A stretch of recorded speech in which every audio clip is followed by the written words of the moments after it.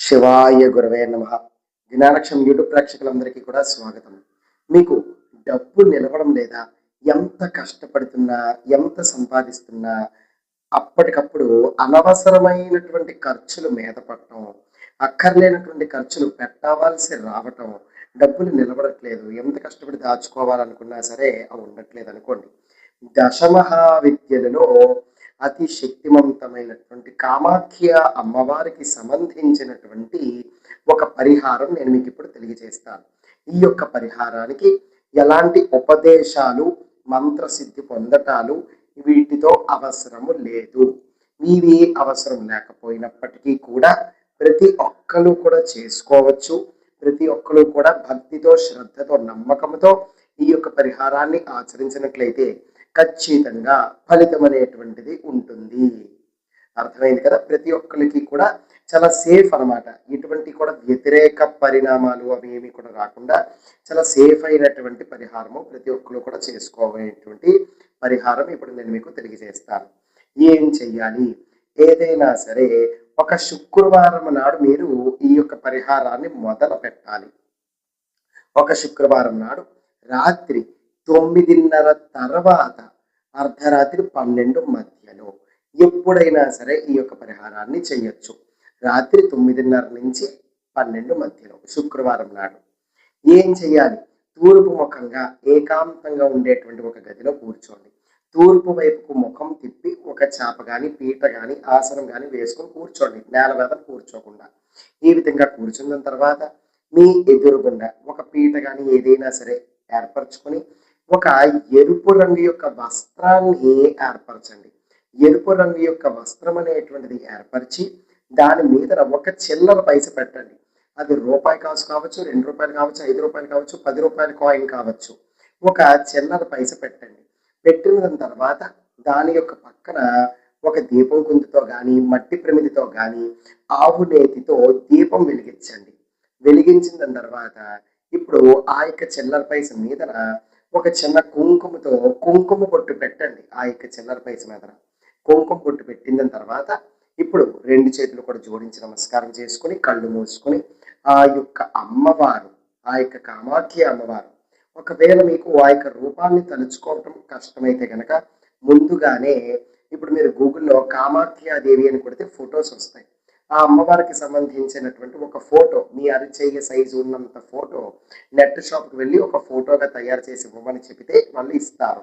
అది తీసుకుని వచ్చి పెట్టుకోవచ్చు. అదే కాయిన్ ఉంది కదా, ఆ యొక్క కాయిన్ కుంకుమ బొట్టు పెట్టారు కదా, దాని యొక్క పక్కన ఆ యొక్క ఫోటో కూడా పెట్టుకోవచ్చు. అది ఆ మ్యాండేటరీ కాదు, అది ఖచ్చితంగా కంపల్సరీ కాదనమాట. అవసరం ఉన్నటువంటి వాళ్ళు తెచ్చుకోవచ్చు. లేకపోయినా ఆ యొక్క అమ్మవారిని చూసి ఆ విధంగా రూపం అనేటువంటిది మనసులో ఉంచుకొని ఆ యొక్క సమయానికి కళ్ళు మూసుకొని ఆ యొక్క అమ్మవారిని ధ్యానించండి. అంటే అమ్మవారి యొక్క రూపాన్ని ఊహించుకోండి. ఇప్పుడు అమ్మవారిని ప్రార్థన చెయ్యండి. మనస్ఫూర్తిగా నమస్కారం చేసుకుని కళ్ళు మూసుకొని తలుచుకుంటూ ఏమని? ఎంత సంపాదించినా డబ్బులు నిలవడం లేదు, డబ్బులు రాబడికి ఇంకా కూడా అవకాశాలు నాకు దొరకట్లేదు, డబ్బు సంపాదన ఇంకా కూడా పెంచుకోవాలి, డబ్బు ఫ్లో అనేటువంటిది ఇంకా చక్కగా ఉండాలి, అనవసరమైనటువంటి ఖర్చులు అనేటువంటివి తగ్గిపోవాలి, డబ్బు నిలవట్లేదు, ఇటువంటి సమస్యలన్నీ కూడా తొలగించమని చెప్పి అమ్మవారిని ప్రార్థన చేసి మీరు కోరుకున్నటువంటి విధంగా ఉద్యోగంలో అభివృద్ధి కావచ్చు, వ్యాపారాల్లో అభివృద్ధి కావచ్చు, మీరున్నటువంటి రంగాల్లో అభివృద్ధి చెంది ఇంకా కూడా అధికమైనటువంటి ధన సంపాదన మీకు కలగాలి, ధన రాబడి మీకు కలగాలి అని చెప్పి అనుకుని నమస్కారం చేసుకుని ఇప్పుడు నేను చెప్తున్నటువంటి మంత్రాన్ని ఒక 108 సార్లు జపము చెయ్యాలి. ఏమిటా మంత్రం తెలియజేస్తున్నాను వినండి. ఓం ఐం హ్రీం క్లీం చాముండాయై విచ్చే. మళ్ళీ చెప్తున్నాను. ఓం ఐం హ్రీం క్లీం చాముండాయై విచ్చే. విన్నారు కదా? ఇది ఆ యొక్క మంత్రము. ఈ విధంగా ఆ యొక్క మంత్ర జపం అనేటువంటిది 108 సార్లు చేయాలి. ఇది ప్రతి ఒక్కరు కూడా చేసుకోదగినటువంటి మంత్రము. ఎటువంటి ఉపదేశాలు అవసరం లేకుండా చేసుకున్నా పని చేస్తుంది. కానీ అద్భుతమైనటువంటి శక్తివంతమైనటువంటి నియమము మీరు పాటించవలసినది ఏమిటి అని అంటే కనుక మొట్టమొదటిది, మీరు ఈ యొక్క పరిహారం చేస్తున్నట్టుగా మీకు తప్పితే ఇంకా ఎవ్వరికీ కూడా తెలియకూడదు. ఎందుకు? మంత్రశాస్త్రంలో ఒక నియమం ఉంది. గుప్తం అంటే రహస్యంగా ఉంచి చేయుట. ఈ విధంగా రహస్యంగా ఉంచి చేస్తేనే దానికి ఫలితం అనేటువంటిది వస్తుంది. కేవలం మీకు ఆ యొక్క మంత్ర అధిదేవత అంటే ఆ యొక్క అమ్మవారికి ప్రస్తుతం మీ యొక్క పరిహారం వరకు ఇంకా ఏ మంత్రాలైనా కావచ్చు, ఆ భగవంతుడికి మీకు మధ్యన మాత్రమే సంబంధం అనేటువంటిది ఉండాలి. ఆ భగవంతుడికి తెలిస్తే చాలు, 10 మందికి తెలియాల్సిన అవసరం లేదు.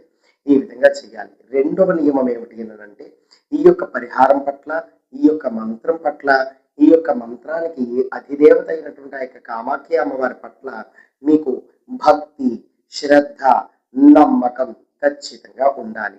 ఈ విధంగా ఎటువంటి డౌట్లు ఉండకూడదు, అనుమానాలు ఉండకూడదు. నిజంగానే పని చేస్తుందా, చేస్తే నిజంగానే ఏమన్నా ఉపయోగం ఉంటుందా, ఇలాంటి అనుమానాలు ఉంటే చేయాల్సిన అవసరం లేదు. అనుమానాలు లేకుండా పూర్తి భక్తి, శ్రద్ధ, నమ్మకంతో మీరు చేస్తే పని చేస్తుంది. ఈ విధంగా మంత్ర జపం పూర్తి చేయండి. పూర్తి చేసిన తర్వాత అప్పుడు నమస్కారం చేసుకొని మీ యొక్క దినచర్య మీరు వెళ్ళి మీ యొక్క నిద్ర అనేటువంటిది చెయ్యొచ్చు. అయితే రాత్రి పూట మీరు ఏదైనా పలహారమో భోజనమో ఏం తింటే అది తినేసిన తర్వాతే కూర్చొని చేసుకోవచ్చు ఈ యొక్క పరిహారాన్ని. ఈ విధంగా పరిహారం పూర్తయిపోయిన తర్వాత మీరు నిద్ర చేయొచ్చు. అయిపోయింది కదా.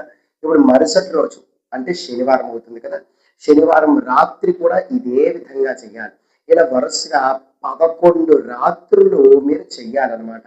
ప్రతిరోజు కూడా ఆ యొక్క రాత్రి యొక్క పరిహారం పూర్తయిపోయిన తర్వాత ఆ యొక్క వస్త్రాలతో పాటు ఆ యొక్క చిల్లర పైస కాయిన్ కూడా ఏదైనా గూట్లోనో, కబోర్డ్లోనో, లేకపోతే ఒక పక్కకి, లేదంటే దేవుడి యొక్క మందిరం యొక్క మూలన ఎక్కడైనా సరే భద్రపరిచేసుకోండి. మళ్ళీ మరుసటి రోజు రాత్రి చేసేటప్పుడు మళ్ళీ దాన్నే తీసుకుని వచ్చి యథావిధిగా ఏర్పరచుకొని మళ్ళీ యొక్క పరిహారం అనేటువంటిది కొనసాగించవచ్చు.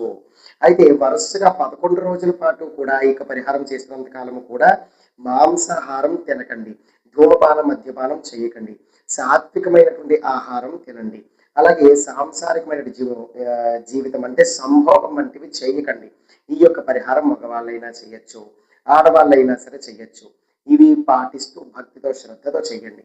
ఇలాగా 11 రోజులు కూడా పూర్తయిపోయిన తర్వాత ఇప్పుడు ఆ యొక్క చిల్లర పైసని ఏమి చెయ్యొచ్చు అని అంటే కనుక, మీరు కనుక ఏదైనా సరే ఒక వ్యాపారానికి కానీ, ఒక నూతనమైనటువంటి ఒక పథకానికి, లేకపోతే ఒక పనికి ఏదైనా సరే డబ్బులు ఇచ్చేటువంటి పని ఉందనుకోండి, ఈ యొక్క చిల్లర పైసని దానితో జోడించి ఖచ్చితంగా ఇవ్వండి.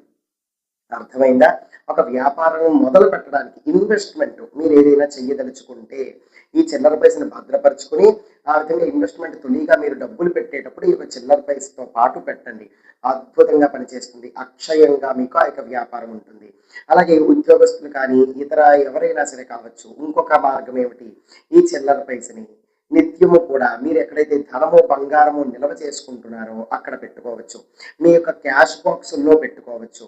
లేదు నిత్యం మీరు క్యారీ చేసేటువంటి మీ యొక్క పర్సులోని, వ్యాలెట్లోని పెట్టుకోవచ్చు. ఈ విధంగానైనా చేసుకోవచ్చు.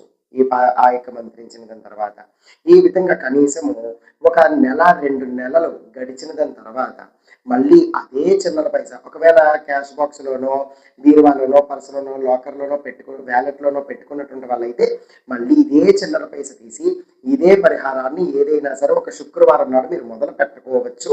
వరుసగా మళ్ళీ 11 రోజులు చెయ్యొచ్చు. పూర్తయిపోయిన తర్వాత మళ్ళీ ఆ కాయిన్ అదే విధంగా దాచిపెట్టుకోవచ్చు. అలాగే ఇన్వెస్ట్మెంట్లు చేసేటువంటి వాళ్ళు ఈ విధంగా దాన్ని ఉపయోగించి పెట్టేసుకున్నట్లయితే కనుక మళ్ళీ మీకు అవకాశం ఉన్నప్పుడు, అవసరం ఉన్నప్పుడు, దీని యొక్క ఫలితాలు మీరు పొందినప్పుడు, బాగుంది ఇది అని చెప్పి మీకు అనిపించినప్పుడు మళ్ళీ ఏదైనా సరే ఒక శుక్రవారం నాడు ఇంకొక నూతనమైన చిల్లర పైసతో మీరు ఈ యొక్క పరిహారాన్ని మొదలు పెట్టచ్చు. ఏ విధంగా చేసినా సరే దీని యొక్క ఫలితాలు అనేటువంటివి, శుభ ఫలితాలు అనేటువంటివి మీరు పొంది ఆస్వాదించడం అనేటువంటిది జరుగుతుంది. చేసి చూస్తే మీకు ఫలితం అర్థమవుతుంది. అప్పుడు మీకు అవసరమైనప్పుడు మళ్ళీ ఈ యొక్క పరిహారాన్ని మీరు చేసుకుంటూ ఉండొచ్చు. అర్థమైంది కదా. సర్వే జనా సుఖినో భవంతు. శివార్పణమస్తు.